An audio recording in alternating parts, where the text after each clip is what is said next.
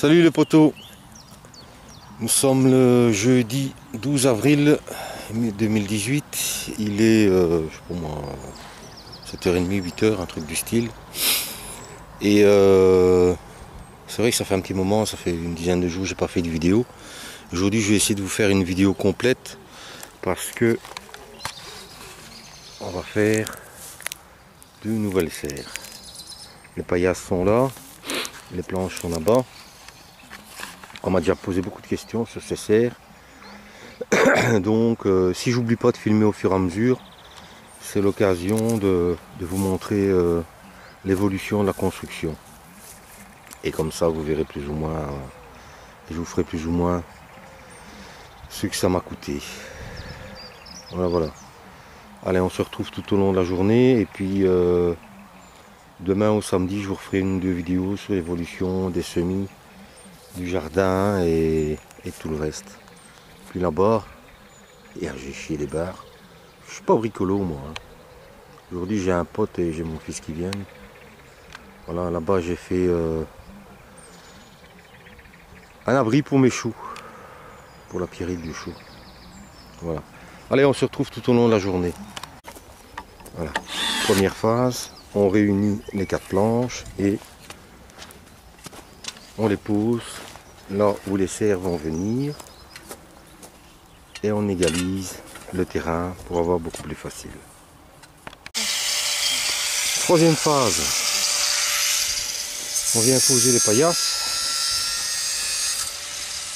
On les pose simplement et après on va les attacher avec du spaté. Pour fixer les paillasses à l'intérieur, on met du spaté. Donc en fait ce sont des grandes bandes de fer. Et vous pouvez mettre 50 vis si vous voulez, mais quelques vis suffisent amplement. Avant de poser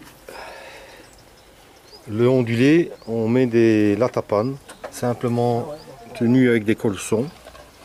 Comme ça on peut visser par l'extérieur les vis avec les bouchons. Et voilà.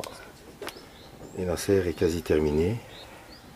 Après il faut juste renforcer pour que ça ne balance pas et l'arrimer au sol.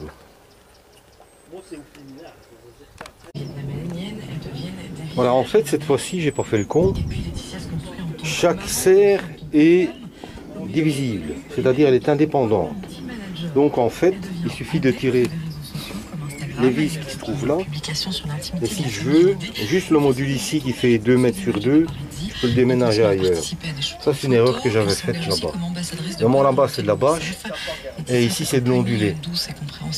Mais j'ai le copain qui m'aide aujourd'hui, il a fait ça chez lui et franchement c'est top aussi.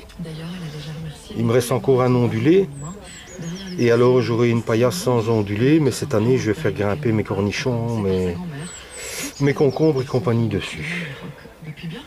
Donc je réfléchis bien à...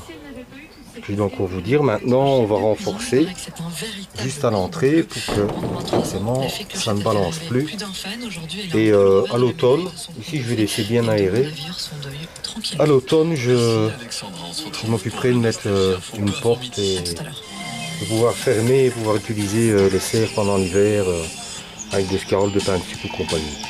Mais vous voyez c'est quand même 4 mètres carrés, 4 mètres carrés c'est 20 pieds de tomates hein, si on veut. Hein. Ou de piment ou d'autres choses. Hein. Donc on va essayer d'agencer ça correctement. Voilà, pour renforcer donc pour que ça ne bouge plus. Voilà, oui, ça ne bouge plus, hein. Ça ne peut plus bouger. C'est des voliges coupés. Hein, on profite des latapanes qui sont à l'intérieur. Et alors plus tard, on a l'espace pour mettre une porte. Et à l'extérieur, on met des piquets. Les piquets m'ont coûté 1,75 €, c'est de l'azobe, c'est du béton. Et on va visser dans les planches du fond. Et comme ça, il n'y a pas de risque que le vent s'engouffre et que ça s'envole. Et si jamais je voudrais déménager une des serres, il suffit de tirer les piquets et de séparer, d'enlever les vis qui sont au milieu et on peut porter une serre. Ça fait quand même une belle serre de 2 mètres sur 4 ici ou de 2 sur 2. Et alors tout ce qui était dans mon grand permaculteur avant, vous voyez comment tout est bien décomposé et tout est bien riche. Bon, je vais peut-être me répéter parce que je sais plus du tout ce que j'ai filmé et j'ai eu plein de monde toute la journée, donc voilà. En résumé, donc ici on a remis 2 piquets, comme ça je vais pouvoir clôturer. On a allongé l'arche jusqu'au bord, comme ça demain s'il fait bon, je vais remettre une bâche anti-herbe et remettre du broyat, comme ça c'est propre jusqu'au bout. Et alors le sujet de cette vidéo, ce sont évidemment les serres, hein, qu'on a quasi terminé. Il y a encore des petits détails à faire demain ou un peu plus tard. Et par exemple les bouchons, il faut faire attention qu'ils soient bien fermés, sinon là-haut ça infiltre. Il y a tous les bouts de vis à couper, etc. Donc je résume. 4 plans. On va prendre on part sur une base d'une serre, hein. 2 mètres sur 2, donc 4 planches. Il y a moyen d'avoir des planches de récup. Moi, il y a 2 planches de récup et il y a 2 planches à 8,90 €, ça fait 16 €. Juste ici, pour fermer devant ou pour soutenir, parce que vous pouvez regarder maintenant, ça bouge plus du tout. Ça bouge plus du tout parce que c'est bien fixé. Donc, ouais, 2 voliges, c'est quoi? C'est 1,50 € une volige. Hein. 2 bouts de la tapane, c'est aussi 1,25 €. La paillasse, c'est une vingtaine d'euros. Le spater, c'est 8 € pour 10 mètres. Voilà, vous faites le compte. Et alors, oui, l'ondulé, excusez-moi, je suis fatigué. L'ondulé, c'est 59 €. Voilà, pour une centaine d'euros, vous avez une serre de 4 mètres carrés, hyper fonctionnelle et qui peut franchement bien vous servir. Donc ici, en l'occurrence, moi j'en ai fait 2 en vis-à-vis. Elles sont attachées les unes aux autres, de ce côté-là. Voilà, c'est pour solidifier la structure. Mais s'il me prend l'envie voilà, de les déménager, il suffit de tirer les 2 vis et c'est totalement désolarisé. D'avoir 2 ou 3 hommes costauds, on soulève par les bouts de bois et on va la mettre 5 ou 10 mètres plus loin. Hein. Et un petit dernier détail, ce sont, il y a 4 piquets en azote, ça coûte 1,75 €, qui sont bien ancrés au sol et qu'on a vissé sur les planches. Ça c'est pour éviter, si jamais un vent à 150 km/h et que votre serre se retourne. Voilà, je trouve quand même bon, voilà, ce sont des serres sympas, pas chères, modulables. Pourquoi est-ce que j'en ai mis 2 là et 2 là? Ben, juste parce que je voulais garder un espace ici.